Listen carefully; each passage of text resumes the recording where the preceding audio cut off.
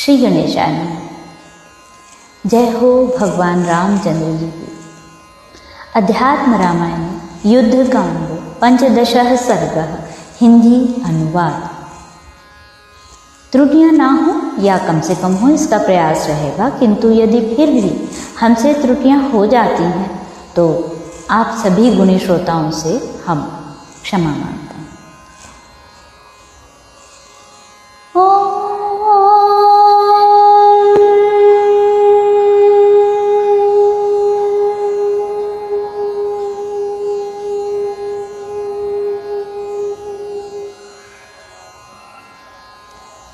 पंचदशः सर्गः श्री राम राज्याभिषेक। श्री महादेव जी बोले, हे पार्वती, फिर कैकेयी पुत्र भरत जी ने शीश झुकाए अंजलि बांधकर अति भक्ति पूर्वक ज्येष्ठ भ्राता राम जी से कहा, हे राम, आपने मुझे राज्य दिया था, इससे मेरी माता का सत्कार तो हो चुका। अब जैसे आपने मुझे दिया था वैसे ही मैं फिर आप ही को उसे सौंपता हूँ। श्लोक 2। ऐसा कह उन्होंने चरणों में भक्ति पूर्वक साष्टांग प्रणाम कर राज्य स्वीकार करने के लिए कैकेयी और गुरु जी के सहित बहुत कुछ प्रार्थना की। श्लोक 3। तब अपनी माया को आश्रय कर सब प्रकार की मनुष्य लीलाएं करने में प्रवृत्त हुए भगवान राम ने बहुत अच्छा कह भरत जी से राज्य ले लिया। श्लोक 4।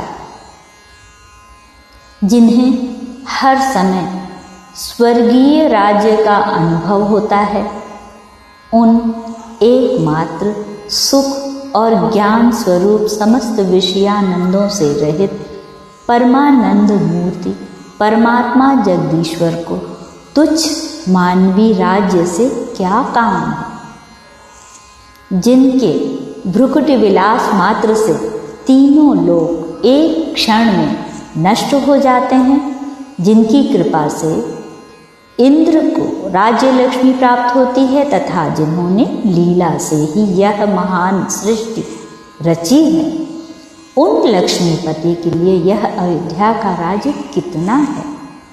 तथापि अपने भक्तों की कामनाओं को सदैव पूर्ण करने के लिए वे माया मानव देह से सर्वदा सभी कुछ अभिनय करते हैं। श्लोक 8। तब शत्रुघ्न जी की आज्ञा से कुशल क्षौरकार अर्थात नाई बुलाया गया और रघुनाथ जी के अभिषेक के लिए सामग्री इकट्ठी की गई। श्लोक 9। पहले भरत जी ने और फिर महात्मा लक्ष्मण जी ने स्नान किया। तदुपरांत वानर राज सुग्रीव और राक्षस राज विभीषण नहाए। श्लोक 10।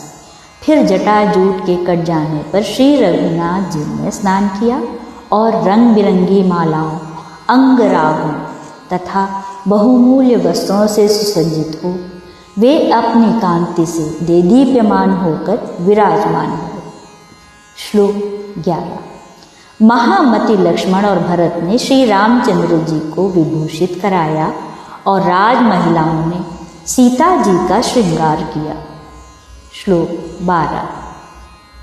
उन्होंने उस सुंदरी को नाना प्रकार के बहुमूल्य वस्त्र और आभूषणों से सुसज्जित किया। तदनंतर पुत्र वत्सला शोभामयी कौसल्या जी ने अति प्रसन्न होकर समस्त वानर पत्नियों का भी श्रृंगार कराया।